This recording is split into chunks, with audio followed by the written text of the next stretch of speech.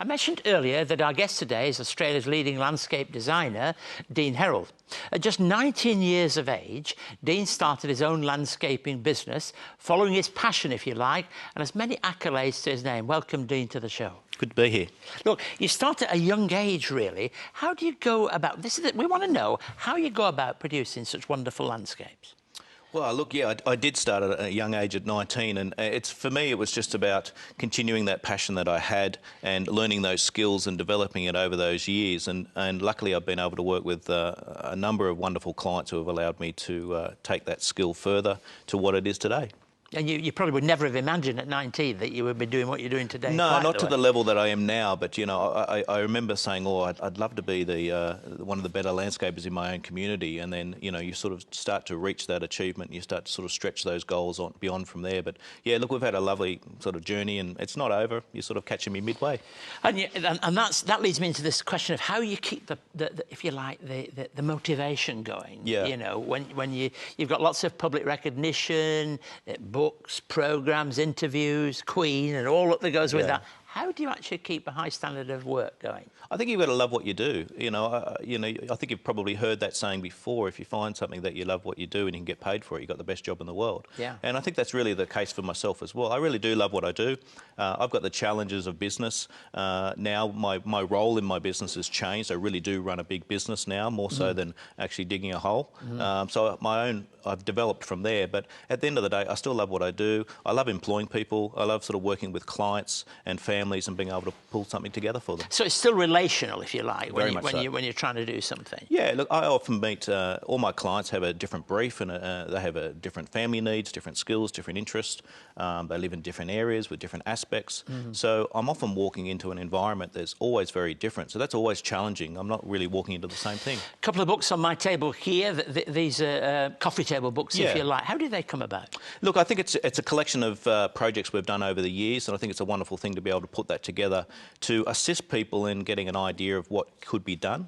They're all very different, and I think there's something for everyone where you get to sort of delve into it. Have you got a favourite one that you've done? Something? Yeah, I think a lot of times people have assumed that the journey that we did over to London would sort of be at the top of the pinnacle. It certainly is, but I think from a personal favourite point of view, I actually worked with a family who unfortunately lost their son during the design process, and the whole brief of the project changed to be a garden that was in memory of their son. Right. And that was just an amazing gift to be given, to be able to assist the family with that. And we really worked very closely with them, put together an extraordinary garden, something I'm incredibly proud of, and something that my team really embraced as well. And you'd feel identified with them on that journey? Yeah, look, we're known for doing amazing pools and pavilions and all these wonderful things, and that's all lovely. It looks wonderful in shots and all the rest of it. But when you actually get to personally achieve something with someone, that's a very different outcome. Look, there might just be somebody sharing in the programme today who said, I'd like to get involved in gardening, but I've only got a small backyard, I've got no space. What would you say to them?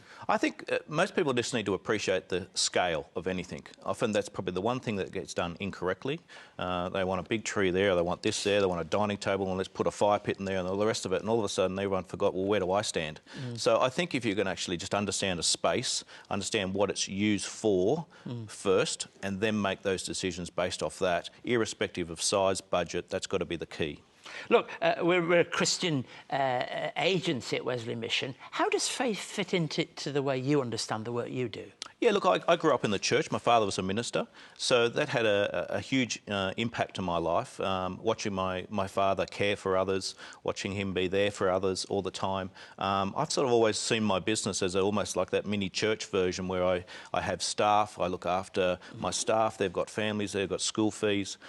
We get involved with a lot of different organisations and charities when we can, and take on projects that we believe that we want to be a part of. So our business really has a core belief. We won't forget that incident. No, I'm sure. I clocked it. But yeah, I think we've got an opportunity there. If we're blessed in our success and our finances, it's a byproduct that we have to give back. It's something that we need to do. We need to select those particular projects that we want to be involved with. But at the end of the day, that can be a belief that comes from myself that can filter through my staff. And also, I mean, you are dealing with God's creation in a way, what He's given to us, and got the privilege of working with it, haven't you? Yeah, and look, that evolves all the time. I think the wonderful thing about our industry is I often say that in the past there used to be a concrete path to the hills hoist and a bit of lawn out the back, and look at what landscaping is now, and architecture has changed, and bifold doors open up, and that interaction indoor-outdoor living. So, yeah, our role will constantly evolve from that point of view. 20 years ago, if you'd have said that we'd be sat watching television and watching gardening programmes and cooking programmes, you'd never believed it. But how many there are now? Yeah, look, I think the thing I enjoy about those processes, it does allow people to get an expert's opinion pretty quickly, and you can sort of delve into that, and you can do that from your lounge room. And I think if you can sort of watch there and take some level of advice and apply it, that's fantastic. Dean, thanks for being willing to share with us a little bit of your insight. We wish you well in the future and hope to keep in touch with you. It's great to see somebody who was a young man, followed his passion and calling, and became a person of influence in his own field. Thank you for joining us today, Dean.